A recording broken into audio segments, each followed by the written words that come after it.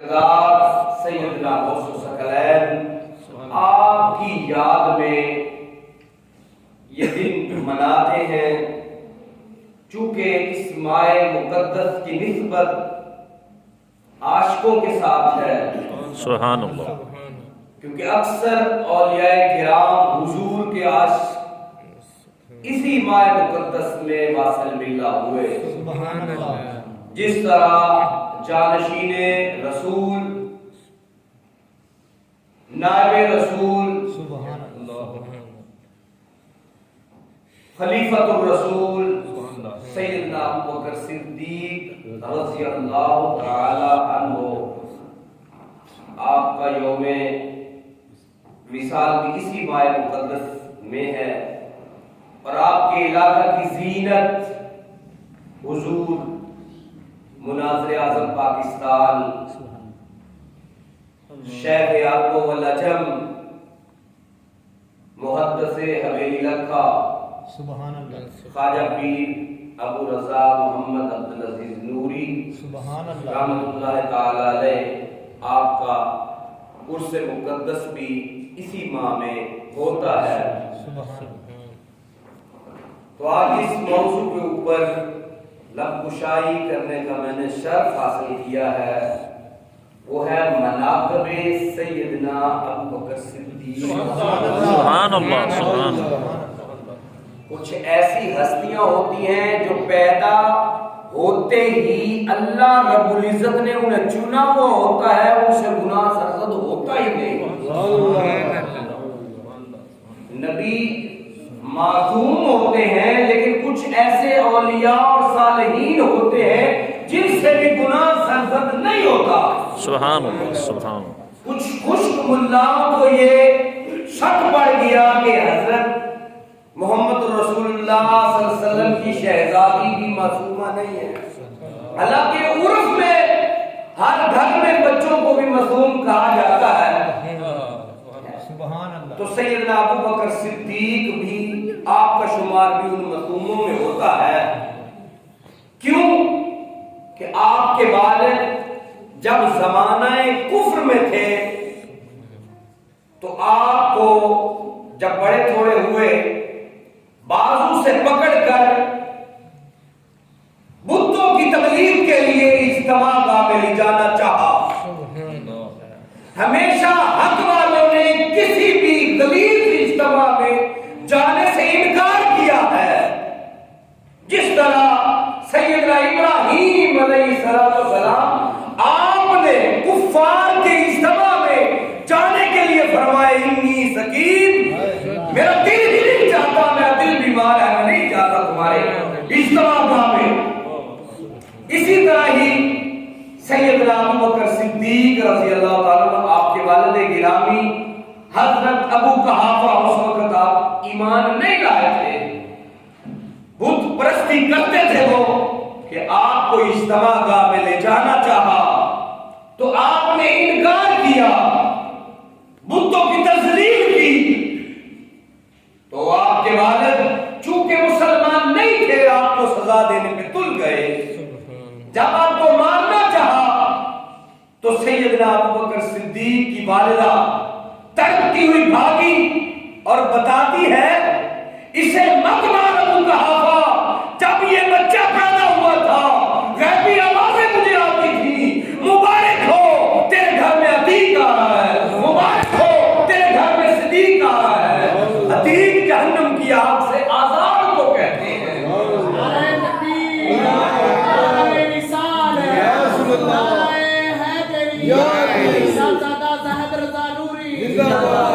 سیدنا ابوبکر صدیق وہ ہستی ہیں جو پیدا ہوتے ہی جن کی بشارتیں اللہ جل شانہ نے فرشتوں کے ذریعے آپ کی والدہ مکرمہ کو دی۔ اور سیدنا ابوبکر صدیق رضی اللہ تعالیٰ عنہ حضور کے عاشق کے صادق ہیں، ذخیرہ احادیث آپ کے فضائل اور مناقب سے بھری پڑی ہے۔ خوش بخت ہے وہ سینے جن کے اندر حب صدیق بھرا ہوا ہے کود کود کر، اور بدبخت ترین وہ سینے ہیں جن اللہ کی غیرت نے بھی یہ گوارا کیا، جن سینوں کے اندر بغض صدیق ہے تا قیامت وہ پیٹتے ہی رہیں گے۔ سبحان سیدنا ابوبکر صدیق حضور کے جان نثار ساتھی ہیں، ہر دکھ غم مصیبت پریشانی خوشی غمی میں آقا علیہ السلام کا آپ نے ساتھ نبھایا۔ آپ بزرگ صحابہ میں سے ہیں جنہوں نے سب سے پہلے کلمہ شریف پڑھا۔ بچوں میں سب سے پہلے سیدنا علی کرم اللہ وجہہ الکریم آپ نے پڑھا، عورتوں میں سب سے پہلے کلمہ سیدہ خدیجہ سلام اللہ علیہا آپ نے پڑھا۔ سیدنا ابوبکر صدیق وہ عظیم ترین ہستی ہیں جنہوں نے نبوت کا بہار وزن اپنے کندھوں پہ اٹھایا۔ سبحان اللہ۔ حضور علیہ السلام آپ نے فرمایا یا صدیق مکہ والے تنگ کرتے ہیں، ہم نے موقع کی تلاش میں رہنا ہے، جب رب العلا کا حکم آئے گا مکہ چھوڑنے کو جی تو نہیں چاہتا لیکن اسے چھوڑنا پڑے گا۔ تو سیدنا ابوبکر صدیق نے فرمایا میرے ماں باپ آپ پہ قربان یا رسول اللہ، میں صدقے جاؤں آپ کے نام کے اوپر، میں حاضر، لبیک یا رسول اللہ میں حاضر۔ پھر کیا ہوا؟ کئی سال گزر گئے، کئی سال گزر گئے۔ ایک رات کو آقا علیہ السلام نے دروازے کو کھٹکھٹایا، کئی سالوں کے بعد۔ عشق مصطفیٰ کا اندازہ لگائیں، کئی سال گزر جانے کے باوجود جب آقا کریم نے دستک دی نا، پہلی کھٹکھٹاہٹ پہ ہی سیدنا ابوبکر صدیق نے کہا آقا کیا بارگاہ الہی سے حکم آ گیا ہجرت کے لیے؟ میں تیار ہوں، چلے۔ حضور علیہ السلام نے فرمایا یا صدیق رات کے اس محل بھی تو رہنی ہے، تو تیار ہے؟ سیدنا ابوبکر صدیق رضی اللہ تعالیٰ عنہ آپ نے آگے سے جواب دیا یا رسول اللہ کئی سال پہلے آپ نے فرمایا تھا مکہ چھوڑ کے جانا ہے، میں یا رسول اللہ جب آپ کے مکھڑے کو تکتا رہتا تھا، آپ کے چہرے کی زیارت کرتا رہتا تھا، جب میں اپنے بیوی بچوں کے حق ادا کرنے کے لیے گھر میں آتا، فراغت کے بعد اپنی تیاری کرتا، مدینہ شریف کی تیاری کرتا، اپنے ساز و سامان کو اپنے کندھوں پہ لاد کے کھڑا ہو جاتا کہ کہیں کسی وقت بھی میرا سونا آ جائے، میرے سونے کو میرا انتظار نہ کرنا پڑے۔ نعرہ تکبیر، نعرہ رسالت۔ ایسے نہیں مقام ملتا۔ سیدنا ابوبکر صدیق رضی اللہ تعالیٰ عنہ آپ کئی سال تک روزانہ کھانا تازہ بتازہ بنا کے زادے راہ لے کر کھڑے رہتے آقا کے انتظار میں۔ کیسا عاشق بندہ ہے جو راتیں بھی آقا کی یاد میں گزارتا ہے، دن بھی آقا کے پاس گزارتا ہے۔ ایسے نہیں حضور مناظر اعظم پاکستان رحمت اللہ تعالیٰ علیہ آپ فرماتے تھے ہم عشق نبی میں ہجرت کے دن یوں گزارا کرتے ہیں منہ کر کے طیبہ کی جانا۔ سبحان اللہ سبحان اللہ ہم سبحان دن رات گزارا کرتے ہیں۔ ایسے نہیں عاشق مدینہ مدینہ کرتے، ایسے نہیں عاشق میں سو جاؤں یا مصطفیٰ کہتے کہتے، کھلے آنکھ صلی اللہ کہتے کہتے، ایسے نہیں مقام ملتے۔ مقام تب ملتے ہیں جب بندہ اپنے آپ کو عشق مصطفیٰ میں مار دے، پھر ہمیشہ ہمیشہ کے لیے نعرہ حیات ملتی ہے۔ تکبیر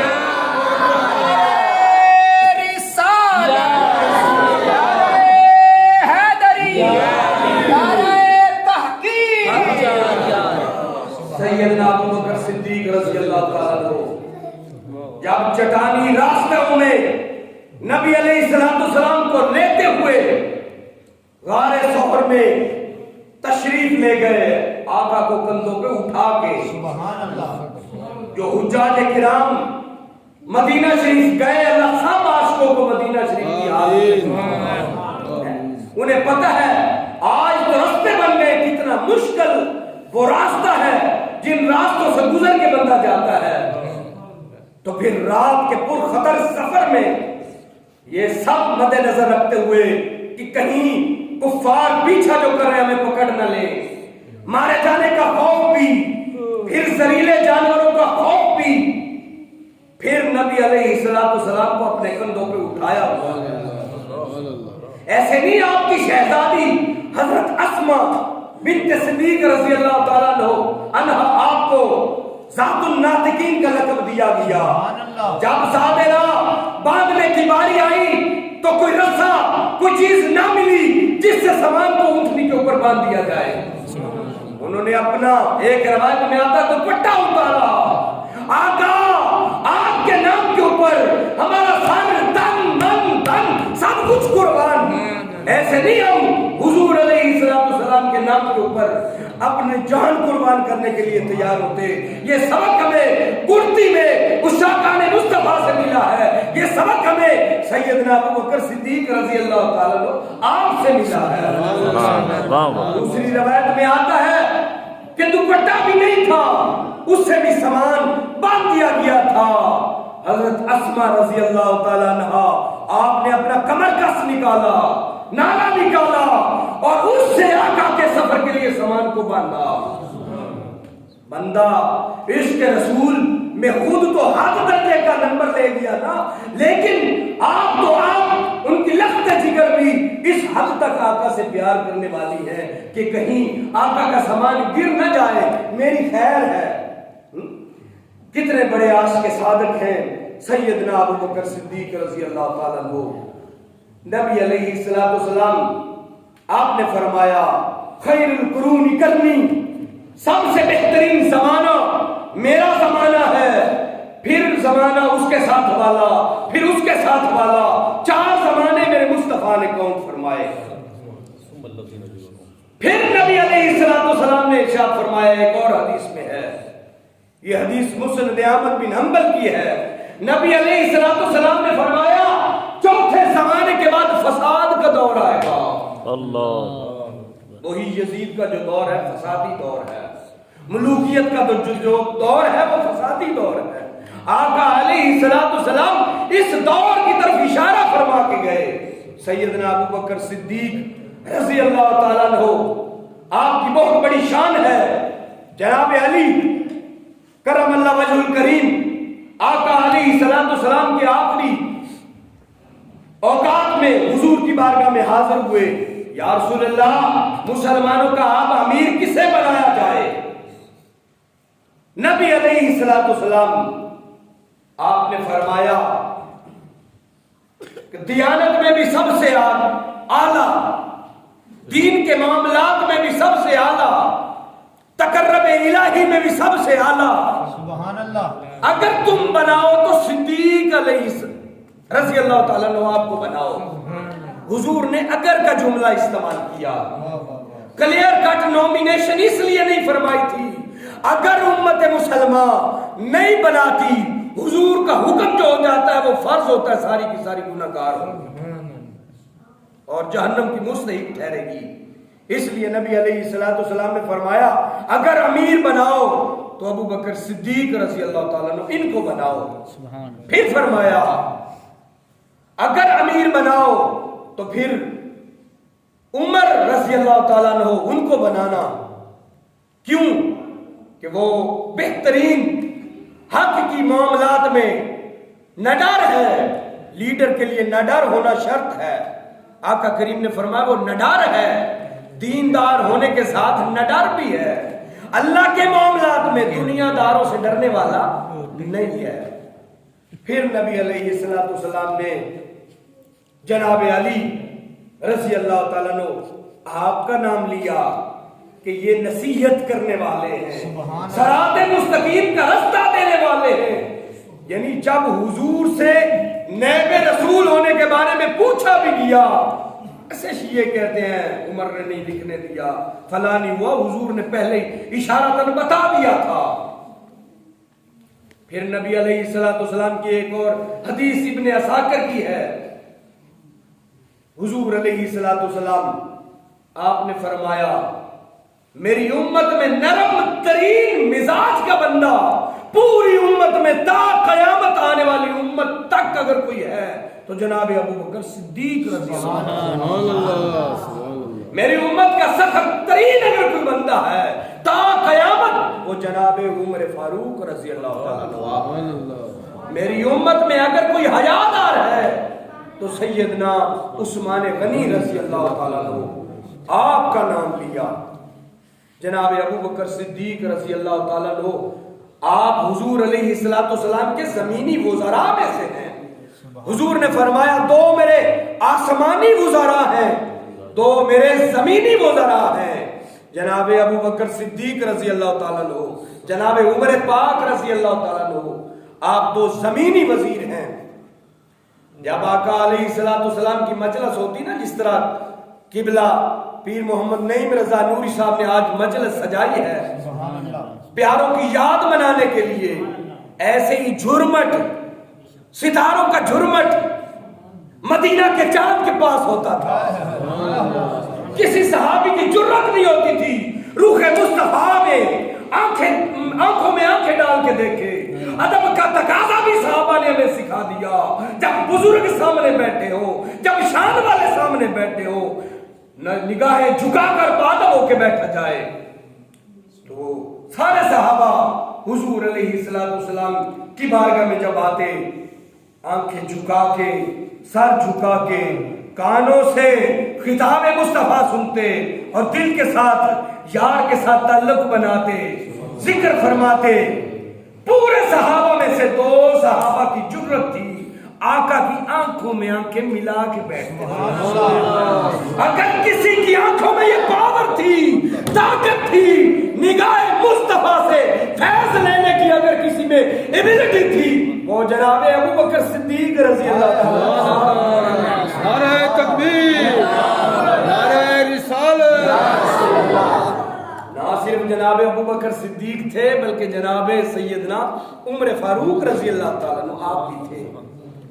راوی لکھتے ہیں حضرت سیدنا ابو بکر صدیق اور سیدنا عمر فاروق رضی اللہ تعالیٰ عنہ وہ عظیم صحابی تھے، جب مجلس ہوتی نا آقا ان کے چہرے کی جانب یوں دیکھتے اور مسکراتے۔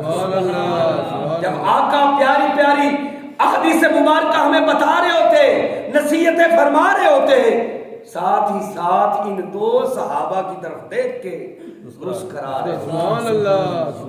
جنہیں دیکھ کے مصطفیٰ کو مسکرانا آ جائے اسے کہتے ہیں سیدنا ابو بکر صدیق۔ سبحان اللہ۔ حضور علیہ السلام حالت بیماری میں ہیں، نبی علیہ السلام آپ سے امامت کے لیے آپ نے حکم دیا کہ جناب ابو بکر صدیق رضی اللہ تعالیٰ عنہ ان کو حکم دیا کہ وہ جماعت کروائیں۔ آقا کی طبیعت کچھ بہتر ہوئی، جس طرح وہ سامنے کھڑکی لگی ہوئی، آقا سامنے تشریف لے آئے۔ ایک روایت میں آتا ہے کہ آقا نے کھڑکی ہٹائی، دوسری روایت میں آتا ہے کھڑکی کھلی تھی، آقا گھر کے اندر ہی جماعت کے ساتھ نماز پڑھتے تھے۔ آقا نے پردہ سرکایا، جو ہی آقا نے پردہ سرکایا نا، صحابہ کی نگاہیں کئی ہفتوں سے دنوں سے آقا کے رخ کو دیکھنے کے لیے تڑپ رہی تھی، رخ مصطفیٰ کا دیدار نہیں کیا تھا، دیوانے مچل رہے تھے۔ آج لوگ کہتے ہیں نماز میں نبی کا خیال آ جائے تو نماز ٹوٹ جاتی ہے، صحابہ کی نماز ہی رخ مصطفیٰ کا دیدار تھا۔ نماز سیدنا ابو بکر صدیق مسجد میں پڑھا رہے، اللہ کی نماز پڑھا رہے، جس نماز میں حکم ہے سجدہ گاہ کی طرف نظر کرے اگر قیام میں ہے، سیدنا ابو بکر صدیق رضی اللہ تعالیٰ عنہ ایسے حضور کے عاشق اور دیوانے ہیں، خوشبو مصطفیٰ پاتے ہیں، اپنی جائے نماز سے پیچھے ہٹنا شروع ہو جاتے ہیں۔ آقا علیہ السلام آپ کی آمد، آپ کی خوشبو پا کر سیدنا ابو بکر صدیق نے تسبیح بجانا شروع کر دیا، جشن آمد رسول منانا شروع کر دیا۔ لوگ پوچھتے ہیں جشن آمد رسول منانا کہاں لکھا ہے؟ آقا چند دنوں کے لیے اگر جدا ہو جاتے صحابہ سے، نماز کے وقت بھی اگر آقا آتے، صحابہ پوری مسجد میں تسبیحات تالیاں بجانا شروع کر دیتے. تالی جو ہوتی اس انداز میں بجانی منع ہے, اس طرح بجانی جائز ہے. پوری مسجد نبوی میں صحابہ کا سارا جھرمٹ حضور علیہ السلام کا استقبال کرنے لگا. جنہوں نے میلاد مصطفیٰ منایا, آمد مصطفیٰ منائی, اس ہستی کو جناب ابو بکر صدیق رضی اللہ عنہ وہ کہتے ہیں آپ کی بے شمار کرامتیں ہیں, بے شمار حدیث مبارکہ میں آپ کی عظمت رفت بھری پڑی ہے. اللہ جل شانہ ہمیں صحابہ کرام کے ساتھ محبت کرنے کی, ادب کرنے کی توفیق عطا فرمائے. وما علینا الا البلاغ المبین.